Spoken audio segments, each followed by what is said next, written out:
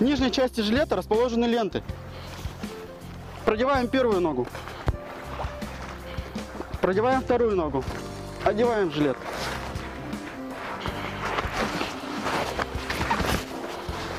Застегиваем. Он у вас зафиксирован.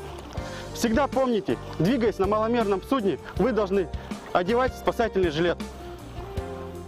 Спасательный круг является средством для оказания помощи утопающему. Является поплавком из твердого плавучего материала. Имеет ярко-оранжевый цвет для того, чтобы было его легче заметить. Снабжен светоотражающими материалами. Имеет леер.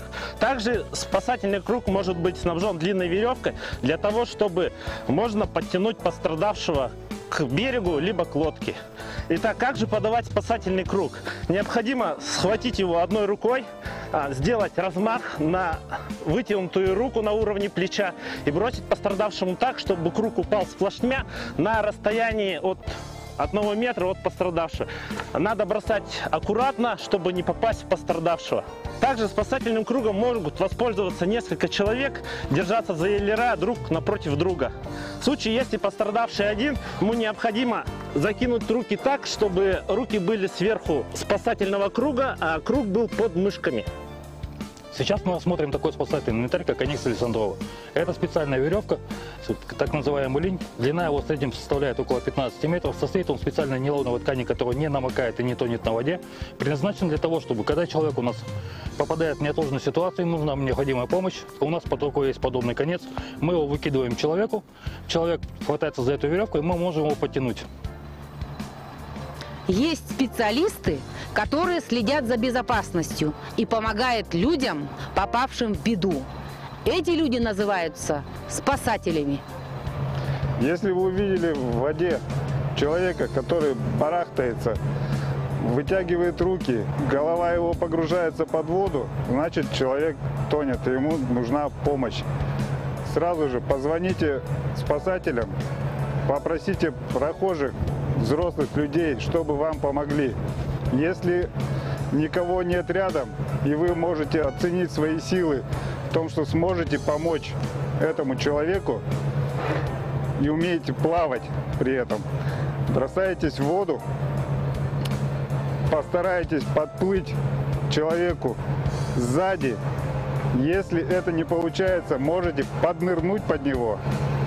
Для того, чтобы обхватить человека сзади, примерно вот таким движением поддерживать его голову над поверхностью воды и плыть к берегу.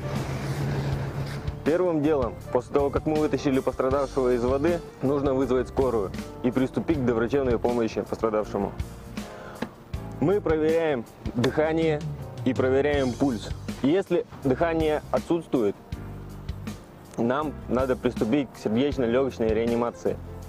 Для этого отгибаем голову пострадавшего, открываем ему рот, и нужно прочистить дыхательные пути обязательно. После того, как мы прочистили дыхательные пути, делаем первых 3 вдоха, оживительные вдохи называются, и приступаем к сердечно-легочной реанимации. Сердечная легочная реанимация делается нажатием 2 пальца от солнечного сплетения вверх или же мечевидной кости. Одну руку ставим выше мечевидного отростка на 2 пальца. Сделаем руки в замок. На прямых руках делаем 30 надавливаний. После этого, отгибая голову и отгибая подбородок, желательно подложить что-нибудь на губы пострадавшего, делаем 2 вдоха. И продолжаем сердечно-легочную реанимацию. Постоянно после нажатия проверяем пульс и дыхание человека. Дети, надеемся, вам понравился урок. Наши рекомендации позволят предупредить беду. Уважаемые родители, обязательно покажите это видео своим детям. Берегите себя и своих близких.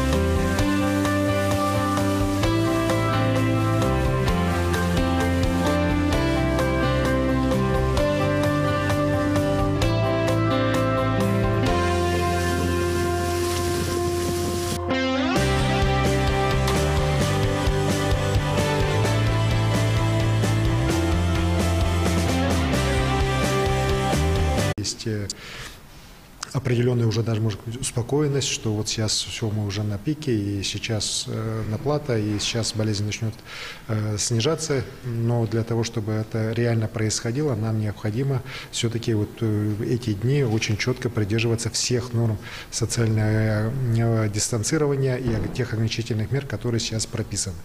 При этом хочу сказать, что у нас, к сожалению, достаточно большое количество людей в тяжелом состоянии, 22 человека по республике, из них 2 на аппаратах искусственной вентиляции легких, и, к сожалению, у нас еще вот за последние сутки 1 летальный случай.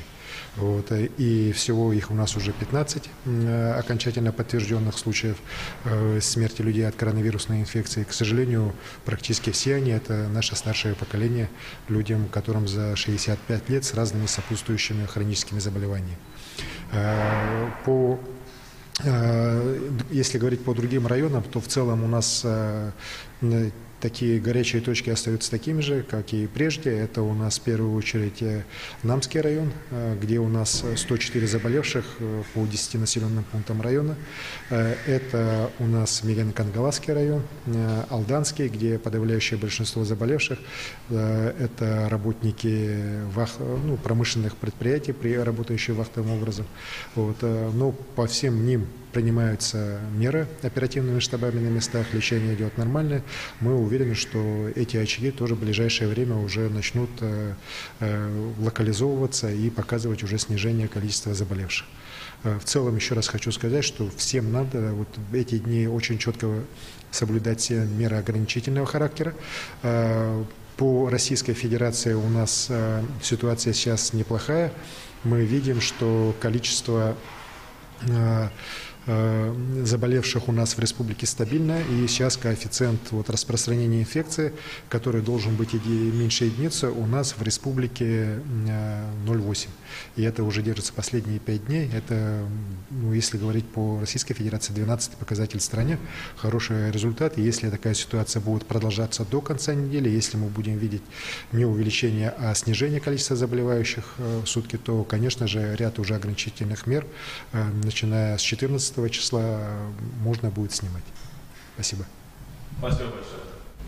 Это был брифинг главы Якутии с информацией об эпидобстановке в регионе и стране на 11 часов дня 8 июня. Оставайтесь с нами.